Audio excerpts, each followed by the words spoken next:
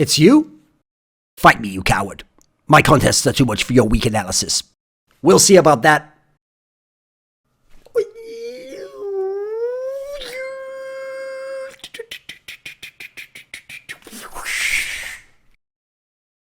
Finally, he is defeated. We can rest. I wonder what I won as my prize.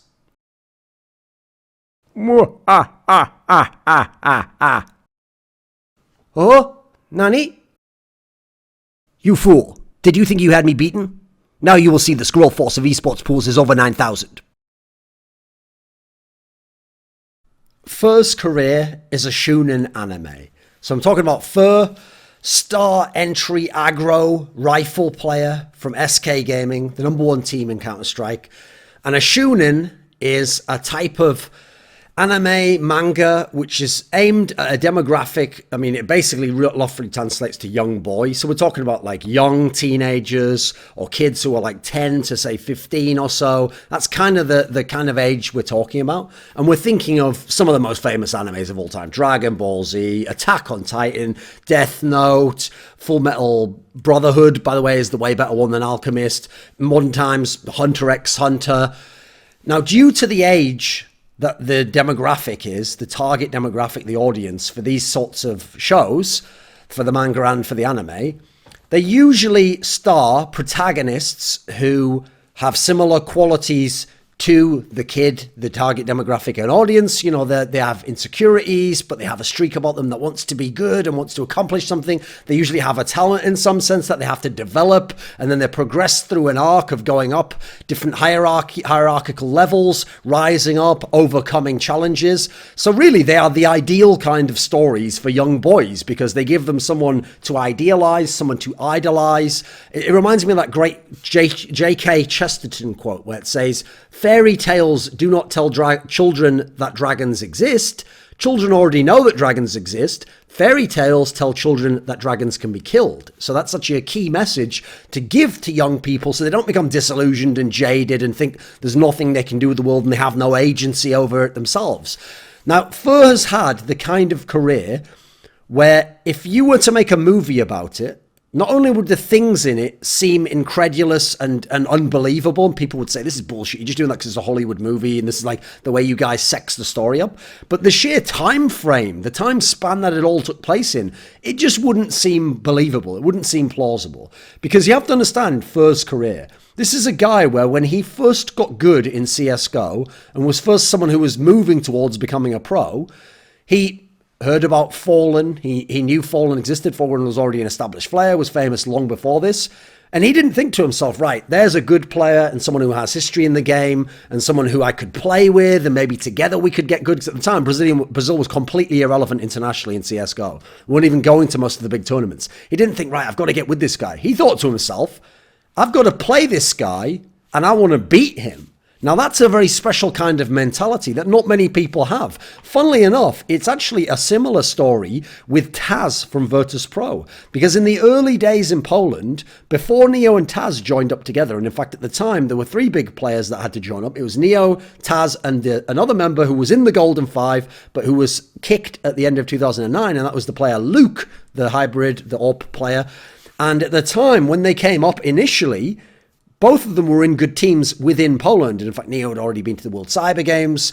And it was actually Taz on one side in his team against Neo and Luke, who were together in another team. And Taz wanted to overcome them. He wanted to beat them. He wanted to show that he was the best player. I once did a written interview with him on SK Gaming about all this, where he kind of talked about this aspect. It wasn't until later, that he wanted to team up with them and wanted to make the best team. And then they went on to great things in that sense. So it's a very interesting sort of character type that I think is telling in how these two guys play. They're both guys, Fur and Taz, who play without fear, who play balls to the wall, who are willing to go against what are objectively better players and people who actually might be superior to them. And because they don't give a fuck, because they have the balls to actually go in there and swing, they have a puncher's chance, and they don't get held back by insecurities or put off by the aura of a great player who's better than them.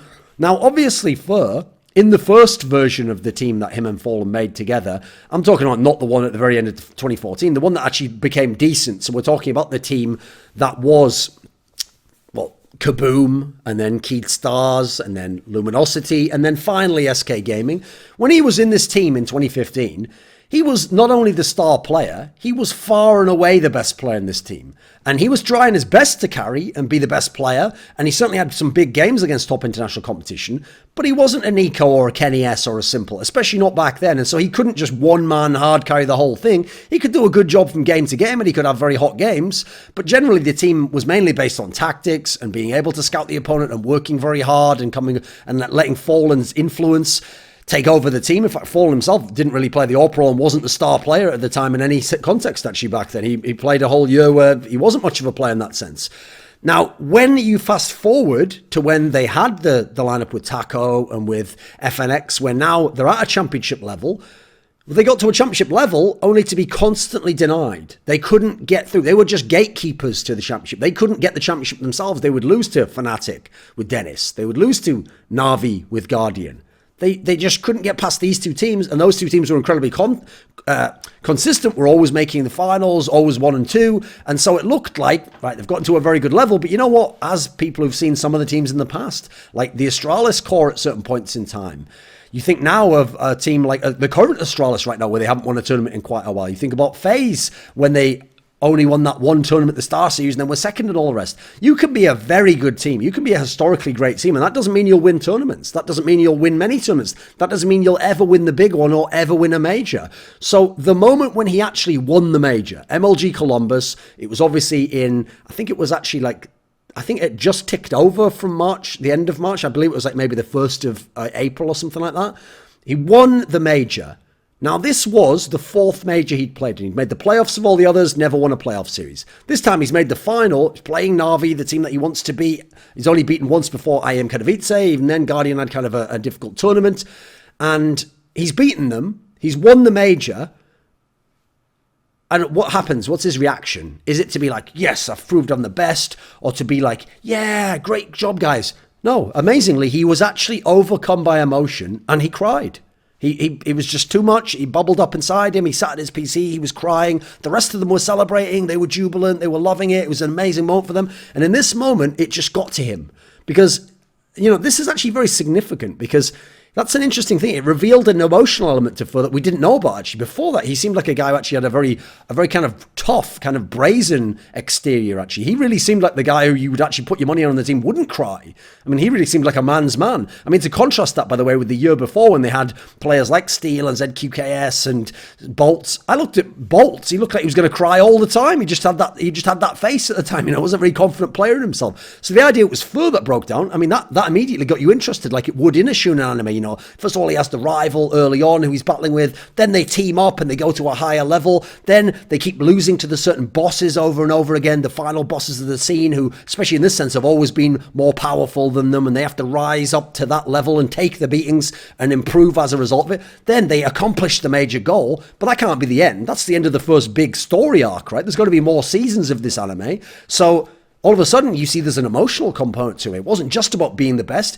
It was about something personal to him. And it's about, in this moment, realizing the suffering he went through and the tough times and where he came from. That's so far from where he is at this point in time. And now he's won the world championship. And you know what? It was only a year prior that he got his real start, at the pro scene when obviously they went to MLG X Games Aspen. You think about it, but the event before that was ESWC 2014. That was about 17 months prior to winning the world championship at this MLG Columbus major.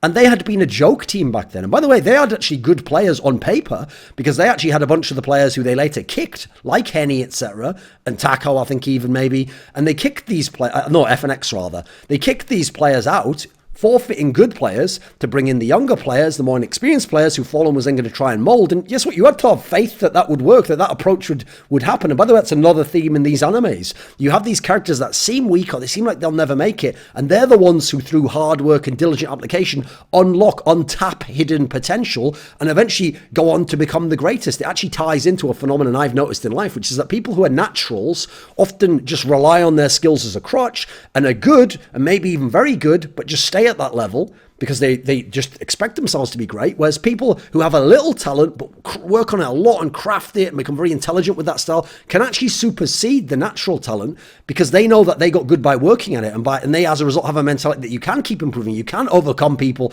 who have more talent than you, but you can outthink them, you can outwork them, and that's why they can often get to a higher level. And actually they might understand techniques better than the person who has brilliant natural talent and is good with it but doesn't necessarily understand why he's good. It's the same reason why someone who works very, very hard at a language can actually become better than a fluent native speaker. The native speaker knows it just intuitively and from experience. He doesn't necessarily know all the rules of how verbs work or how certain participles are used within the language, but the person who's learned the language to an expert level over 20 years when they weren't native in it might be able to tell you all this stuff. So I think that's another key element here. Then you think later on in his career, okay, so currently he's become famous for this incredibly ballsy, very admirable but seemingly impossible aggressive style where he just pushes aggro all over the place again and again, but never quite the same way, and it has amazing results and wreaks havoc on the opponent, right? First of all, there are characters in these animes where famously they just go super ham and they're frenzied and they're just berserker mode and they just go completely crazy. That's actually a famous fighting style that a lot of them have, where you just unleash all your energy and the pure force and anger and aggression and try and harness that,